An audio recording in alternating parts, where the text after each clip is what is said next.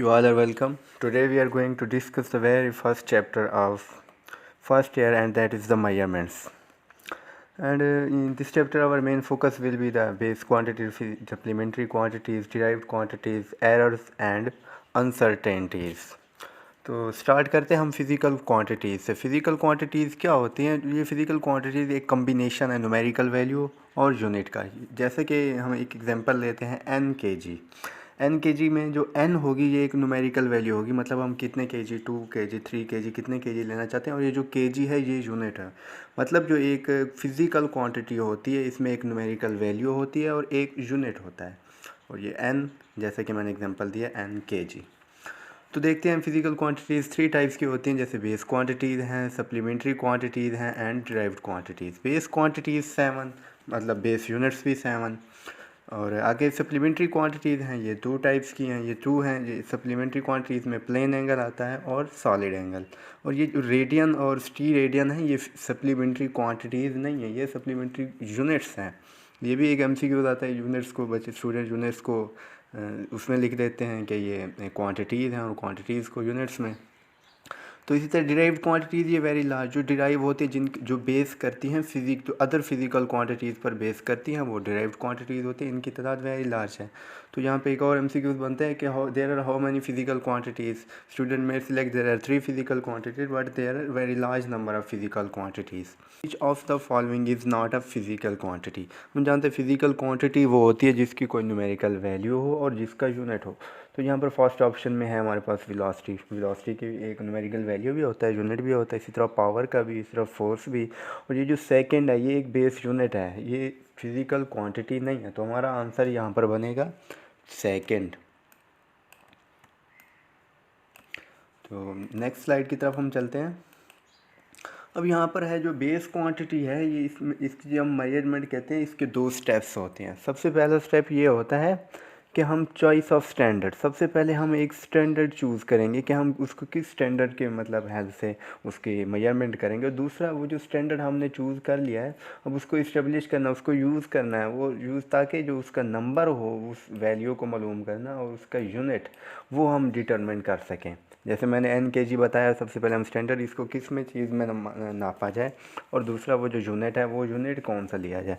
तो ये इसके 2 स्टेप्स होते हैं, choice of a standard and establishment of standard so that a number and unit are determined. अब ये जो आइडियल स्टैंडर्ड होता है वो क्या होता है? एक्सेसिबल होता है और इनवेरिएबल होता है, मतलब ये एक्सेस किया जा सके। और इनवेरिएबल का मतलब ये हर जगह पे एक ही हो, डिफरेंट प्लेसेस पर ये यूनिट डिफरेंट ना हो जाए, ये स्टैंडर्ड चेंज ना हो जाए। तो एक्सेसिबल और इनवेरिएबल कंडीशन है आइडियल स्टैंडर्ड की। तो आगे हमारे पास एक टेबल है, ऐसे ही बेस यूनिट कितने हैं? 7 है। सबसे पहले यहाँ पर लेंथ है, इसका नेम मीटर और सैम्पल जो होता है एम। इसी तरह मैथ के जी में लेते हैं, सैम्पल के जी। और टाइम इसका यूनिट होता है सेकेंड। इसका इलेक्ट्रिक करंट एम्पेयर ए। थर्मोडाइनमिक टेम्परेचर इसको हम लेते हैं केल्विन। और ये क्या हो जाएगा के। अमाउंट ऑफ सब्सटेंस मोल, हम मोल को शो करते हैं MOL से। इसी तरह लुमिनस इंटेंसिटी ये होती है कैंडिला, इसको भी हम शो करते हैं CD से। तो यहाँ से भी MCQs आ सकते हैं कि बेस क्वांटिटीज़, यहाँ पर बेस यूनिट्स कौन से हैं, बेस क्वांटिटीज़ कौन से हैं। इस तरह जैसे कि अब यहाँ पर टेम्परेचर है, थर्मोडायनामिक टेम्परेचर एक बेस क्वांटिटी है, लेकिन सेल्सियस टेम्परेचर एक बेस क्वांटिटी नहीं है, वो एक डिराइव्ड यूनिट है, डिराइव्ड क्वांटिटी है। इससे डिराइव्ड क्वांटिटी में हमारे पास एग्जांपल है फ्रीक्वेंसी की, फोर्स की, एनर्जी है, पावर है, इलेक्ट्रिक चार्ज, इलेक्ट्रिक पोटेंशियल, ये बेस करते हैं बेस क्वांटिटीज़ पर। आगे हमारे पास आते हैं प्रीफिक्सेस। जैसे प्रीफिक्सेस होते हैं ये, जैसे कि यहाँ पर हमारे पास पॉजिटिव प्रीफिक्सेस हैं और यहाँ पर हमारे पास नेगेटिव प्रीफिक्सेस हैं। तो यहाँ से देखें कि पॉजिटिव जो है, वैसे पॉजिटिव के मोस्टली एंड पर आता है ए। तो यहाँ याद करने का मतलब, जैसे यहाँ पर किलो, ये तो एक आम सी वैल्यू हर किसी को आती है। इसी तरह जो लार्ज वैल्यू है नेगेटिव की, उनके एंड पर आता है ओ। जैसे यहाँ पिको है, नैनो है, माइक्रो है, फेम्टो है, उनके एंड पर आता है ओ। इस तरह इसके सिंबल देखें तो सिंबल भी दिए हुए हैं, टेरा का T, गीगा को G से, हम मेगा को M से 10⁻⁶ होता है।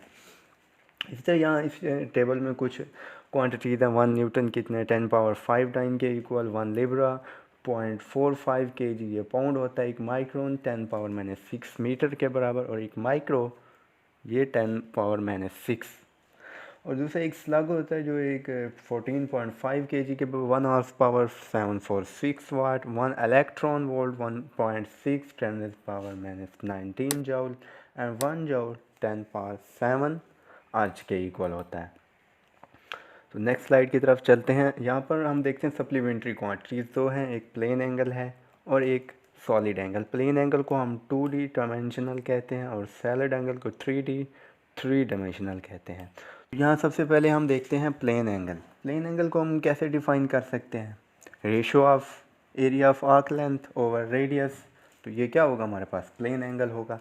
जैसे यहाँ पर देखें theta is equal to S over R, तो ये हमारे पास एक प्लेन एंगल है। यहाँ पर ये हमारे पास ये एक प्लेन एंगल बनता है थीटा, जो कि एक 1 रेडियन के इक्वल होता है। और टोटल ये हमारे पास जब हम कंप्लीट सर्कल के लिए देखते हैं तो हमारे पास ये टोटल बनता है 2 पाई रेडियन।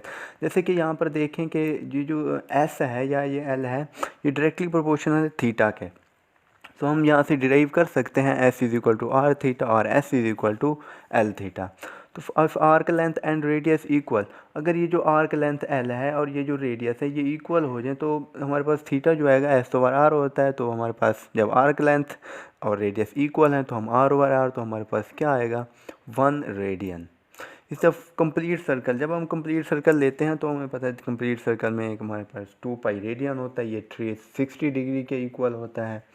तो यहाँ से हम देख सकते हैं कि theta is equal to S over R. और एस की वैल्यू क्या होगी, सर्कमफेरेंस हमारे पास जो होता है वो 2 pi are over are, are से आर कैंसिल, तो हमारे पास थीटा जो आएगा कंप्लीट सर्कल के लिए वो हमारे पास जो प्लेन एंगल होता है उसकी वैल्यू होती है 2 पाई रेडियन।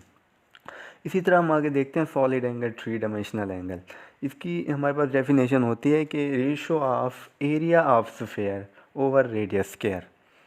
ये हमारे पास इसकी एक डेफिनेशन बनती है एरिया ओवर आर स्क्वायर। ये एरिया ऑफ एलिमेंट है और यहाँ पर हमारे पास रेडियस है, ये भी हमारे पास एक रेडियस है। और यहाँ से हम वैल्यू निकालते हैं जितना एरिया होगा इस स्फीयर का उतना वो डायरेक्टली प्रोपोर्शनल होगा रेडियस के स्फीयर के। तो यहाँ से भी हम जैसे कि यहाँ पर एरिया डायरेक्टली प्रोपोर्शनल है आर स्क्वायर, तो यहाँ से हम डिराइव कर सकते हैं A is equal to R square theta. If A is equal to R square, हमने पीछे प्लेन एंगल में किया था आर्क लेंथ और रेडियस को इक्वल, यहाँ पर हम एरिया ऑफ एलिमेंट और रेडियस के स्क्वायर को इक्वल कर रहे हैं। तो हमारे पास थीटा क्या होता है, ए ओवर आर स्क्वायर। तो हमारे पास एरिया क्या है यहाँ पर इक्वल हो गया आर स्क्वायर के, तो हम ऊपर आर स्क्वायर लेंगे और नीचे आर स्क्वायर, तो ये कैंसिल। तो वो हमारे पास जो थीटा आता है वो स्फीयर का स्टी रेडियन जो होता है वो हमारे पास 1 स्टी रेडियन थीटा होता है। इसी तरह कंप्लीट स्फीयर, जब कंप्लीट स्फीयर की बात की जाए तो इसका हमारे पास फार्मूला जैसे हमने यहाँ पर डिराइव किया है, तो क्या आएगा for complete sphere theta is equal to A over are square. A हमारे पास क्या है, एक एरिया जो होता है कंप्लीट स्फीयर का वो हमारे पास होता है 4 पाई आर स्क्वायर। तो यहाँ पर हमने 4 पाई आर स्क्वायर एरिया लिया, नीचे आर स्क्वायर, आर से आर कैंसल, तो हमारे पाई क्या बचा 4 पाई स्टी रेडियन। तो एक कंप्लीट सर्कल या एक कंप्लीट रोटेशन के लिए सॉलिड एंगल की जो वैल्यू होती है वो 4 पाई स्टी रेडियन होती है। और नीचे एमसीक्यू से for a complete circle rotation value of plane angle, जैसे कि हमने यहाँ पर ऊपर किया है कंप्लीट सर्कल के लिए theta is equal to S over R, S की वैल्यू 2 पाई आर, तो हमारे पास 2 पाई रेडियन होता है। तो हमारे पास इसका आंसर होता है first A, it is 2 pi radian.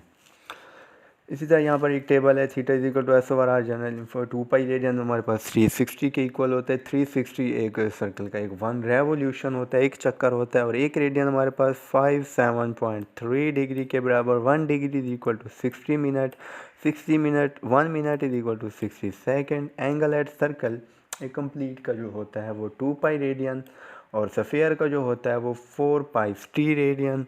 और हमारे पास सॉलिड सिलेंडर का जो वॉल्यूम होता है हम उसे पाई आर स्क्वायर एल लेते हैं। एरिया जो होता है जैसे यहाँ पर हमने लिया 4 पाई आर स्क्वायर। इसी तरह वॉल्यूम ऑफ स्फीयर जो होता है वो हमारे पास होता है 4/3 पाई आर 3। तो हम let's move on to the next slide. यहाँ पर हम देखेंगे यूनिट निकालेंगे कि एक हमारे पास एक फार्मूला आ जाए, हम वहाँ से एक यूनिट स्पेसिफिक वैल्यू का एक क्वांटिटी का यूनिट के हम यहाँ पर कैसे निकालेंगे, जैसे कि if x is equal to 80 + bt square where x is equal to metre and A T is equal to R, what will be the A and B units. हमने यहाँ पर ए और बी यूनिट्स निकालने हैं। तो हम जानते हैं कि जब एक इक्वेशन में दो वैल्यूज़ यहाँ पर, जैसे ये ए टी है और बी टी स्क्वायर, जब ये ऐड हो रही हूँ तो मतलब इनका यूनिट सेम ही होता है। जहाँ पर भी ये दो चीज़ें फार्मूला में ऐड हो रही हूँ तो उनका यूनिट सेम होगा और वो यूनिट इक्वल होगा किसके, x के बराबर के। तो हम यहाँ से ले सकते हैं x is equal to A T और x is equal to B T square.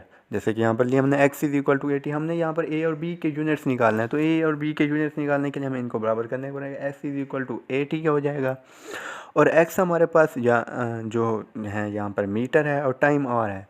तो यहाँ पर a किसके बराबर हो जाएगा, x ओवर टी के। x हमारे पास क्या है, मीटर, टी क्या है हमारे पास, और तो ये क्या आ जाएगा हमारे पास, a का यूनिट मीटर ओवर आर। इसी तरह हम b का यूनिट निकालते हैं तो x is equal to B T square लेंगे। b is equal to x over t square. x हमारे पास जो है मीटर में होता है और टाइम हमारे पास और ये स्क्वायर है तो मीटर ओवर आर स्क्वायर। तो हमारा यहाँ पर आंसर जो बनेगा वो होगा चार्ली, metre over r into metre over are square. ये ए का unit metre over r, b का यूनिट जो होगा हमारे पास मीटर ओवर आर स्क्वायर बनेगा। तो यहाँ से हम देख सकते हैं कि कोई भी हमारे पास फार्मूला हो तो हम वहाँ से यूनिट कैसे निकाल सकते हैं। इसी तरह कन्वेंशन है, यहाँ पर एमसीक्यूज़ की सूरत में कन्वेंशन दी गई है। Which of the following is written in correct form. यहाँ पर हम देखेंगे करेक्ट फॉर्म में क्या लिखा हुआ है। हम यहाँ पर देखते हैं 6 माइक्रोफैरड, ये डबल प्रीफिक्सेस, ये जो फिजिक्स में होते हैं double prefixes they are not allowed. तो हमारे पास ये जो चार्ली ऑप्शन है ये भी गलत हो गया। हम इसको लिख सकते थे 6 × 10⁻⁻16f लेकिन -12f, लेकिन नहीं, ये डबल प्रीफिक्सेस हो गए हैं तो ये वैल्यू भी इनकरेक्ट है। इसी तरह हम जब किसी मतलब यूनिट है जो एक साइंटिस्ट के नेम पर है, अगर हम उसको सिंबल को यूज़ कर रहे हैं तो सिंबल में जो हम उसका फर्स्ट वर्ड है, जैसे यहाँ पर एन है, हम इसको बड़ा लिख सकते हैं, कैपिटल लिख सकते हैं, लेकिन जब हम पूरा नेम उसका शो कर रहे हैं तो हमारे पास ये जो एन होगा ये स्मॉल होना चाहिए। तो न्यूटन में एन स्मॉल, तो ये भी गलत। इसी तरह 50 मिलीमीटर, ये मिलीमीटर, ये जो एक प्रीफिक्सेस हैं इनको हम सेपरेट नहीं लिख सकते। एक प्रीफिक्सेस आ जाएँ तो डिफरेंट, तो हम यहाँ इनको सेपरेट नहीं लिखेंगे, हम इनको कंबाइन लिखेंगे, तो ये भी गलत। तो हमारे पास आंसर आएगा ए। अब यहाँ पर जो डिफरेंट अगर बेस यूनिट्स कंबाइन किए गए हों, मतलब जैसे यहाँ पर न्यूटन है और यहाँ पर मीटर है, तो ये जब डिफरेंट बेस यूनिट हों तो वो सेपरेट लिखे जाते हैं। इसी तरह हमारे पास जो आंसर आएगा वो होगा alpha. Ratio of milli to micro, किसी भी बड़ी वैल्यू या छोटी वैल्यू, एक जनरल एग्जांपल दिए मैंने, वो पूछी जा सकती है आपसे। तो मिली टू माइक्रो रेशियो कितनी, मिली हमारे पास होता है 10⁻³ के इक्वल और माइक्रो 10⁻⁻6 के ऊपर। ये -6 जब ऊपर आएगा तो हमारे पास हो जाएगा 10⁻³ × 10⁻+6। तो हमारे पास क्या आंसर आएगा, 10⁻3। तो ये कोई भी पूछी जा सकती है रेशो, किसी भी वैल्यू की, एक्स और बीटा की पूछी जा सकती है, कोई भी वैल्यू आ सकती है। तो पता होना चाहिए, जो प्रीफिक्सेस आते होंगे तो इजीली आप इसको कर सकते हैं। Let's move on to the next slide, types of errors.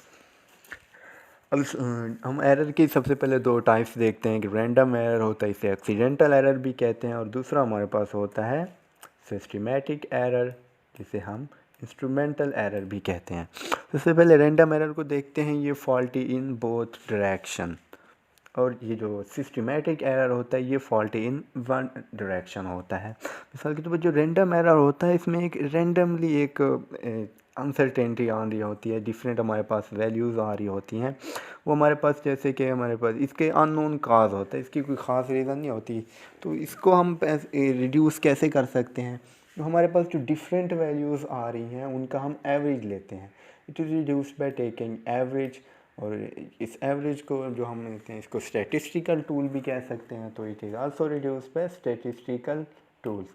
अब ये जो हमारे पास होता है इंस्ट्रूमेंटल एरर या सिस्टमैटिक एरर, ये जो होती है पुअर कैलिब्रेशन होती है एक इंस्ट्रूमेंट की, या उसमें जो ज़ीरो एरर होता है तो उसकी वजह से ये एरर आता है।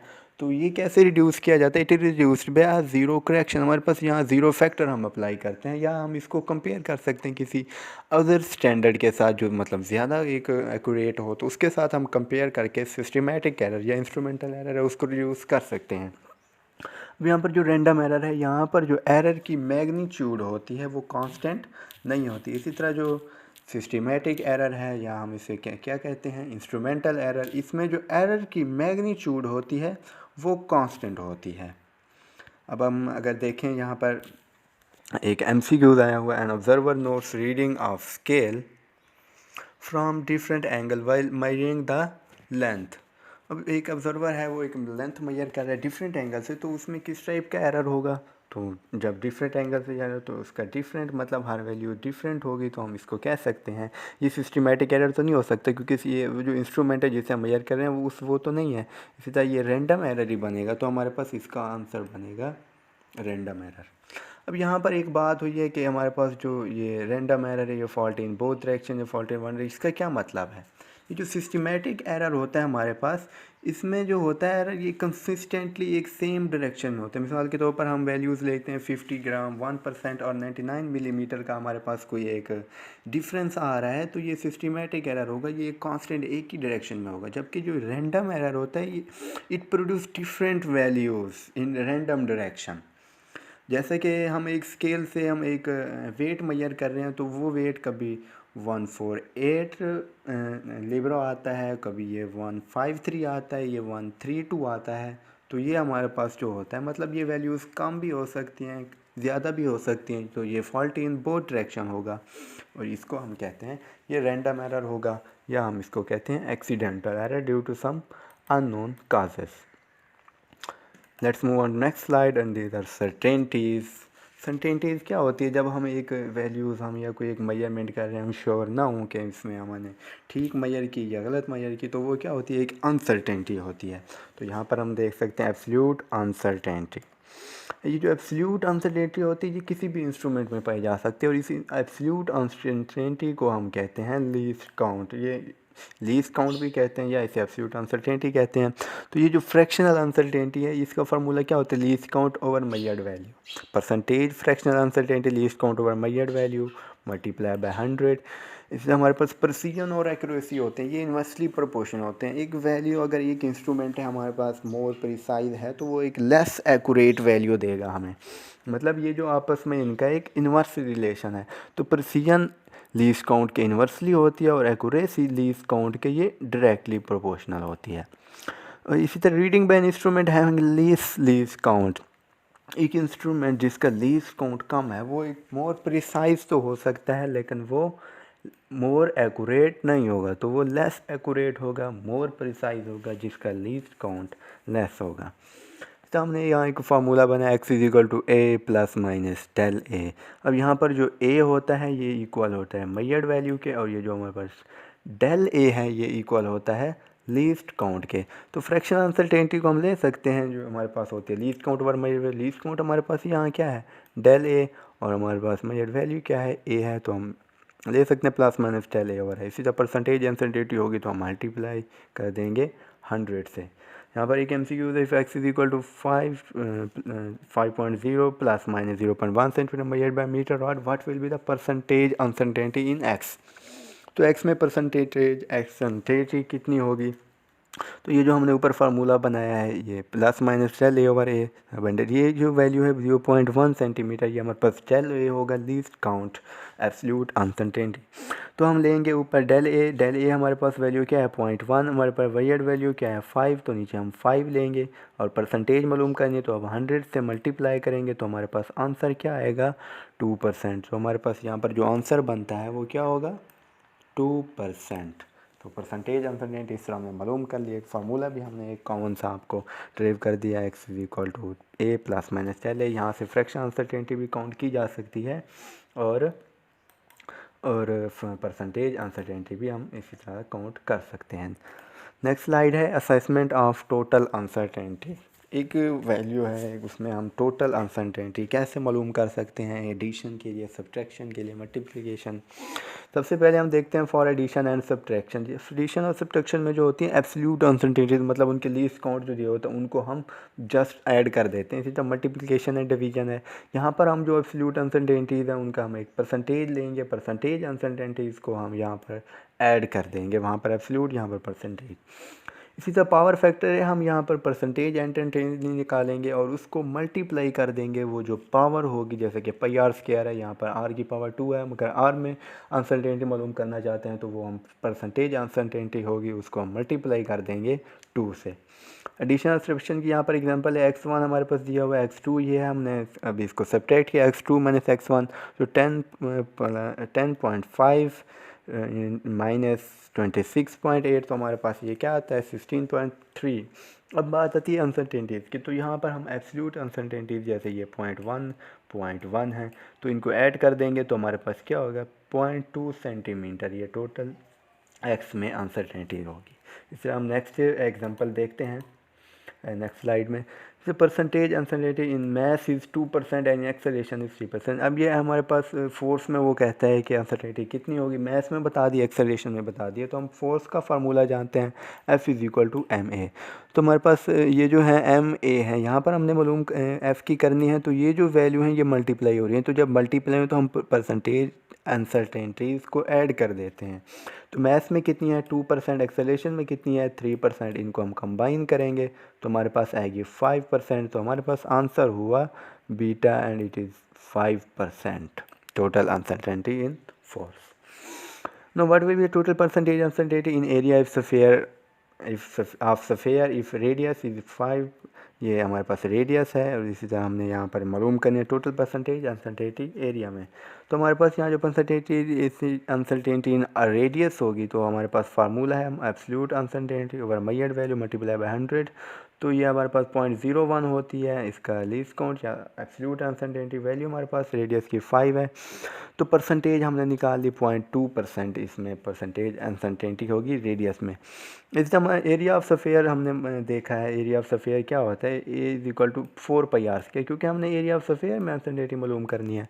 तो हमारे पास टोटल परसेंटेज अनसर्टेनिटी एरिया में कितनी होगी, ये हमारे पास जो पावर फैक्टर है हमारे पास यहाँ अप्लाई होगा, पावर में देखें 2 है तो 2 को हम मल्टीप्लाई कर देंगे रेडियस की परसेंटेज अनसर्टेनिटी से, तो वो क्या थी 0.2, तो यहाँ हमने रेडियस के 2 को मल्टीप्लाई कर दिया 0.2% से, तो हमारे पास आंसर जो आता है वो 0.4%। तो यहाँ पर भी हमारे पास आंसर आएगा बीटा 0.4%। तो for uncertainty in average value में पूछी जा सकती है, तो सबसे पहले हम उसका एवरेज निकालेंगे, फिर डेविएशन निकालेंगे, और इसके बाद डेविएशन से उसका मेन डेविएशन निकालेंगे जो कि उस एवरेज वैल्यू की अनसर्टेनिटी को शो करेगा। नेक्स्ट स्लाइड में हम देखते हैं टाइम पीरियड में। इसी तरह uncertainty in timing experience uncertainty in time period होती है least count over number of vibration. तो what is MCQ, what is uncertainty in time of 20 vibration recorded by stop watch accurate up to 1/10। ये 1/10 है, इसका least count है, ये 1/10 किसके equal होता है 0.1 के। तो हमने अनसर्टेनिटी मालूम करनी है, तो हमारे पास फार्मूला क्या था least count over number of vibration. तो लीस्ट काउंट हमारे पास है 0.1, नंबर ऑफ वाइब्रेशन हमारे पास 20, तो हमारे पास आंसर आएगा 0.005। तो हमारे पास आंसर क्या बना, ए आंसर बना इसका। इसी तरह time of 20 oscillation recorded by stop watch is 25 second having least count 0.2 second. What will be percentage uncertainty in time. हम यहाँ पर अब टाइम की बात कर रहे हैं ना कि टाइम पीरियड की, तो यहाँ पर हम देखेंगे जो परसेंटेज अनसर्टेनिटी टाइम का इसका फार्मूला होता है वो हमारे पास होता है लीस्ट काउंट ओवर टाइम, ना कि नंबर ऑफ वाइब्रेशन। तो हमारे पास यहाँ पर क्या होगा least count over time multiply by 100। हम यहाँ पर वाइब्रेशन 20 ऑसिलेशन है यहाँ नहीं लेंगे, क्योंकि हमारे पास उसने अनसर्टेनिटी पूछी है टाइम की, जब वो टाइम पीरियड के होते तब हम वो फार्मूला यूज़ कर सकते थे। तो हम यहाँ पर क्या लेंगे, लीस्ट काउंट हमारे पास 0.2 सेकेंड है, और हमारे पास टाइम जो उसने काउंट किया है वो 25 सेकेंड है, 100 से मल्टीप्लाई करें तो हमारे पास ये जो आंसर आएगा 0.8%। तो डेल्टा हमारे पास आएगा अनसर्टेनिटी टोटल हमारे पास जो टाइम की होगी वो 0.8% होगी। तो हमारा यहाँ पर ये मेजरमेंट्स वाला चैप्टर एंड